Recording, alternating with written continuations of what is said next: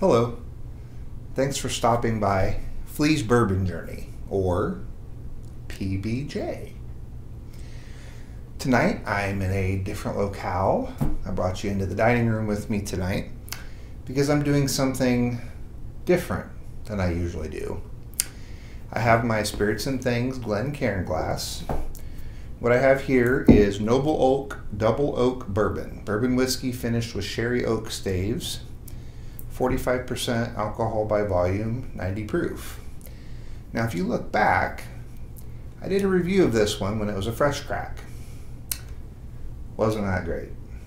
It happens. Sometimes you get a drinker, sometimes you get a stinker. Well, in my opinion, that one was a stinker.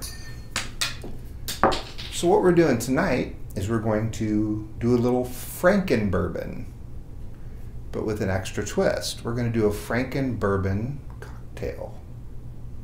Intriguing, huh? So we're going to start by taking about 2 ounces of our Noble Oak.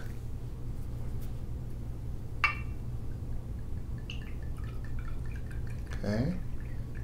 Notice that I have the surely by now infamous Jaeger Jigger. So we got 2 ounces of our Noble Oak, okay?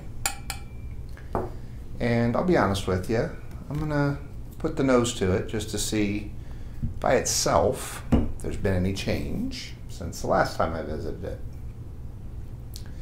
Here goes nothing.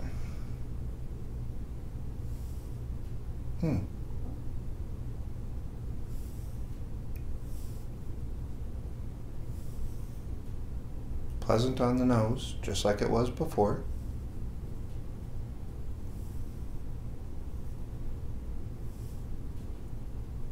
Picking up a little bit of that sherry.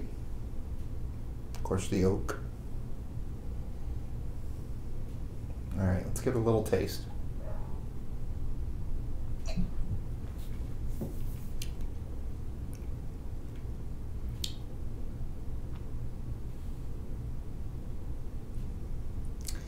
Just because something is a stinker on its own, that doesn't mean it can't be a drinker in a different way.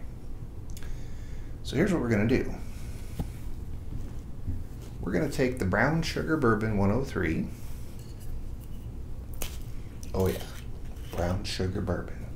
It's exactly what it sounds like. And we're going to give it probably about 3/4 of an ounce.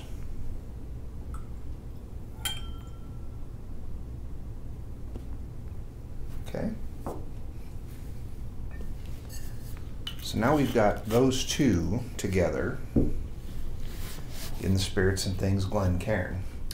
Now what I have here is Fee Brothers 1864 Old-Fashioned Aromatic Bitters. Okay, it was founded March 5th, 1864, and I've used this before. Makes a heck of a good old-fashioned. But I thought sweets, bitters, oak, maybe there could be something to this. So let's give it 2, 3, 4. Give it 4 little drops. And then we're going to take the Filthy brand Wild Italian Amarino cherries, black cherries. Okay. And I really like these, and I have a spare jar of them in the cupboard. Putting in 3. Plus we get a little bit of that black cherry sweet juice that comes in the syrup. Then I'm going to use my bartender's spoon, as it's called. We're going to give this a good stirring. Now I'm told by somebody who supposedly knows way more than me, and I believe they probably do, that one of the reasons you use a bartender's spoon is because you can completely combine all your ingredients doing the motion that I'm doing without bruising your alcohol.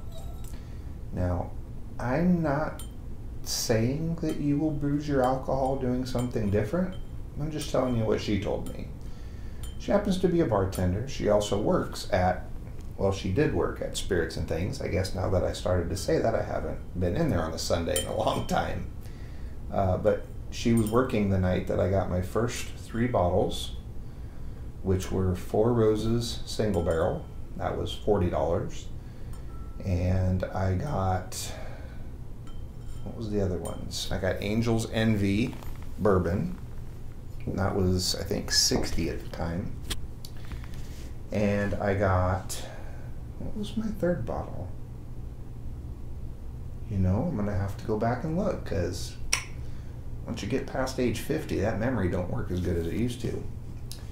But anyway, so I've got my Franken bourbon, which is my Noble Oak, my Brown Sugar Bourbon 103, my Fee Brothers Old Fashioned 4 shakes, and my 3 Filthy Cherries, well blended. Now I'm not going to use the flat end of the bartender spoon. That's used for what's called muddling, if you want to press some of the flavor from the cherries. The truth is, I think of them as kind of a treat after the drink. I love cherries. So we're going to take our Franken bourbon cocktail and we're going to pour it over a 2-inch square cube.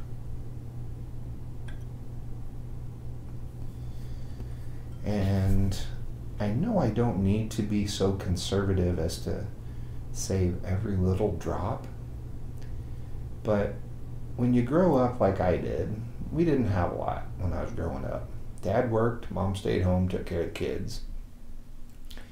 And we didn't have much. So even from the youngest age that I can remember, even if it was the lumpy oatmeal from breakfast, if you didn't finish it, throw a cover on it, put it in the fridge, and have it as a snack after school. We didn't waste things.